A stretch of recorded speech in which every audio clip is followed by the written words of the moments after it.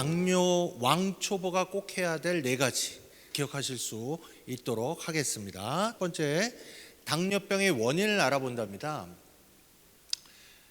어떻게 보면 당연한 얘기죠. 왜냐하면 당뇨병이 아니더라도 모든 병에는 원인이 다 다르거든요. 근데 원인을 알아야 되는 이유는 원인에 따라서 치료 방법이 완전히 상이하게 다릅니다.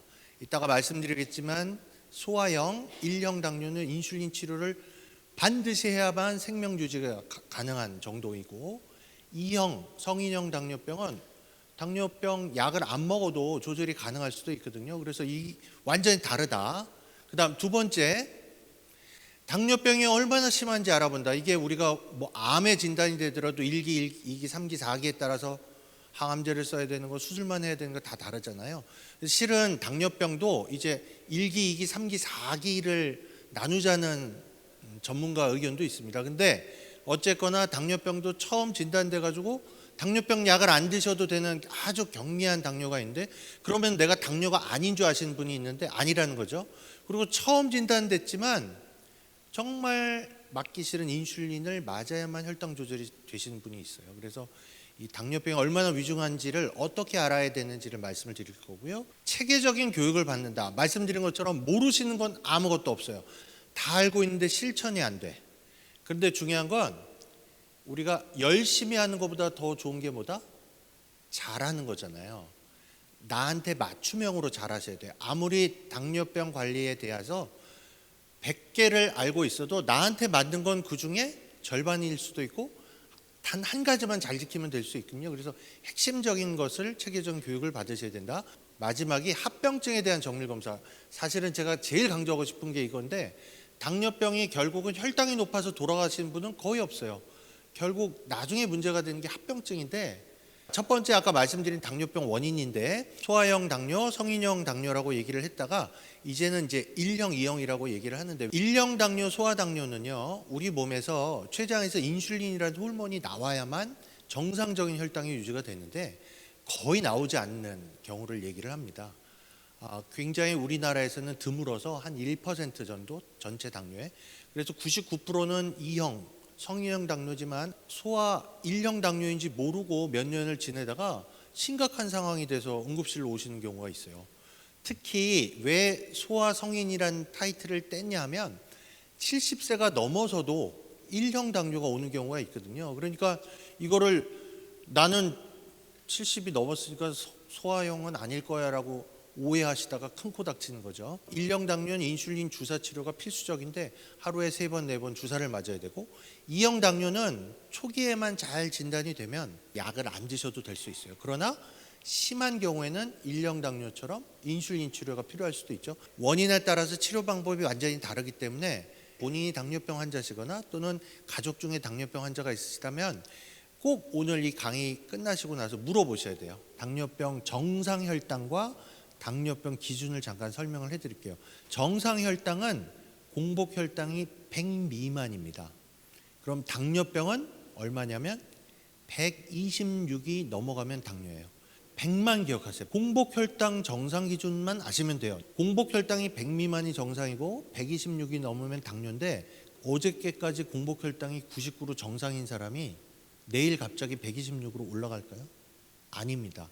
서서히 나빠져요. 오늘 내가 당뇨병 확진을 병원에서 받았어도 이미 5년, 10년 전부터 공복 혈당은 정상이 아니었던 거예요. 서서히 나빠지다가 어느 순간 126이 넘으면 당뇨죠. 우리가 미리 예방을 할 수 있는 기간이 있는 거예요. 당뇨병 전 단계 때부터 미리 예방을 할 수가 있다는 거죠. 혈당을 낮추도록. 어떻게 할 거냐는 건 좀 이따 말씀드리겠지만, 자, 공복 혈당이 높은 분이 있고, 거기 공복 혈당 장애라고 했죠. 식후 혈당만 주로 높으신 분이 있어요. 이런 분이 더 많아요, 사실은.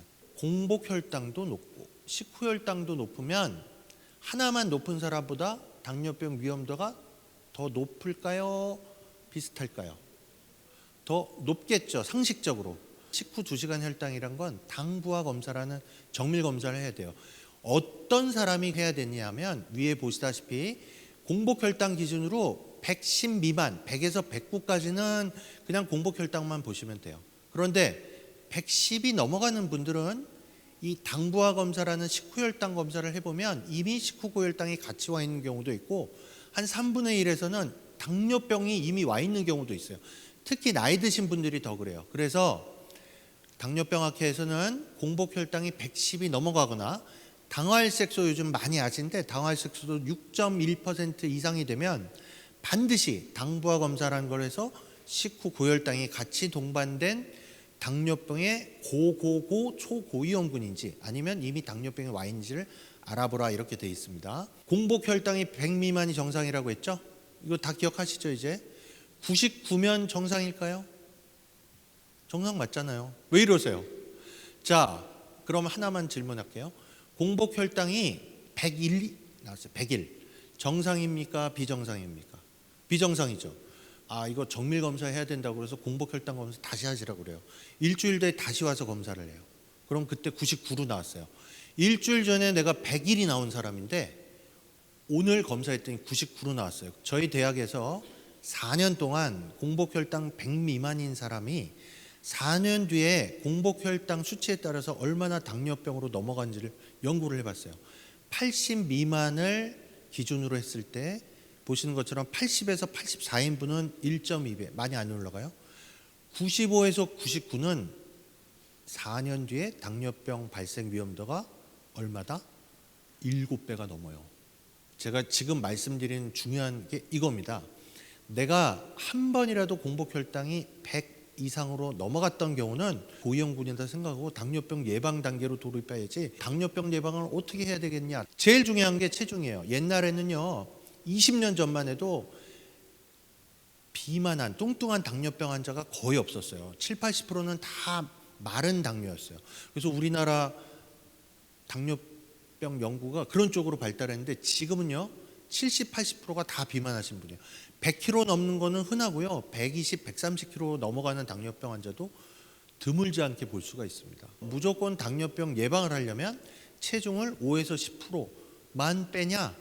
더 뺄 수 있으면 더 좋아요. 10년 동안 체중 뺀 거를 유지한 사람과 처음에 신나게 뺐다가 5%, 10% 뺐다가 곧 요요 오는 사람 뭐가 다른지를 봤더니 제일 중요한 거 한 가지가 뭐냐면 운동을 병행한 사람은 유지가 되고 음식만 조심해가지고 뺀 사람은 곧 요요가 되더라는 거죠. 그래서 이 운동도 중요하다. 어떻게 할 거냐? 열심히 하는 거죠. 매일 30분 유산소 운동, 그 다음에 중등도 강도 이상. 두 번째로 우리가 당뇨 왕초보가 알아야 될 두 번째는 얼마나 심한지 알아본다요. 아까 제가 당화혈색소라는 거 잠깐 말씀드렸는데 혈색소에 혈당이 얼마나 들러붙어 있는지를 보는 게 당화혈색소예요. 당화혈색소가 그래서 높으면 높을수록 혈당이 조절이 안 되고 심한 건데 저기 보시면요 6에서 7이 파란색으로 돼 있죠.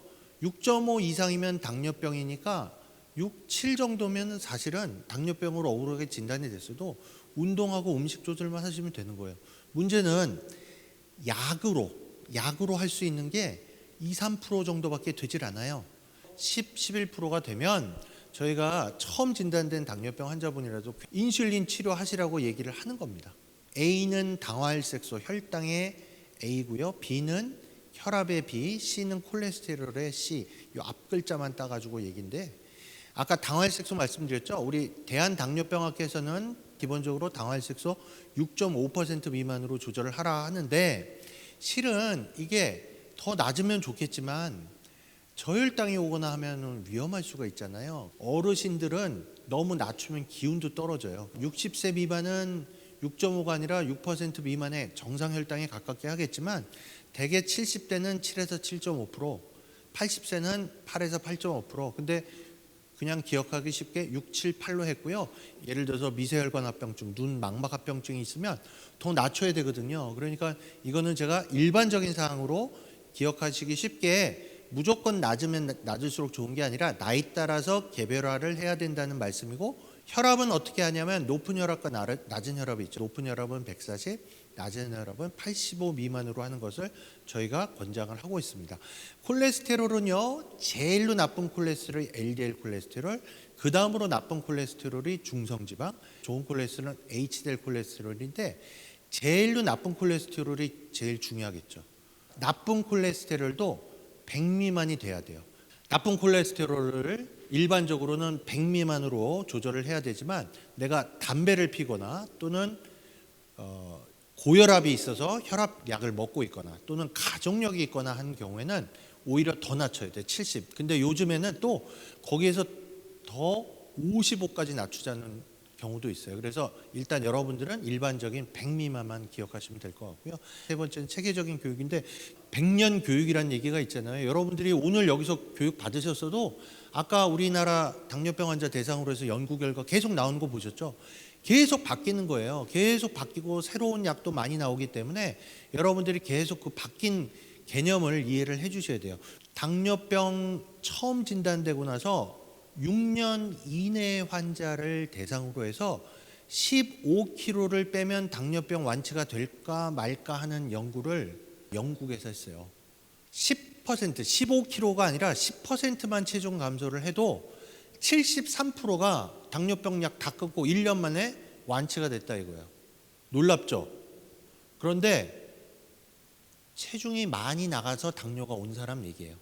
1형 당뇨가 아니라 2형. 마지막인데 당뇨병 합병증에 대한 정밀 검사를 받으셔야 됩니다. 1형 당뇨는요 갑자기 나빠지는 병이에요. 어느 날 100 미만으로 완전 정상이다가 갑자기 나빠지는 게 1형인데 2형은 아까 말씀드린 것처럼 내가 당뇨병이 있어도 10년 전부터 고혈당이 노출이 됐기 때문에 당뇨와 관련된 합병증이 이미 당뇨병 진단과 동시에 있을 수가 있어요.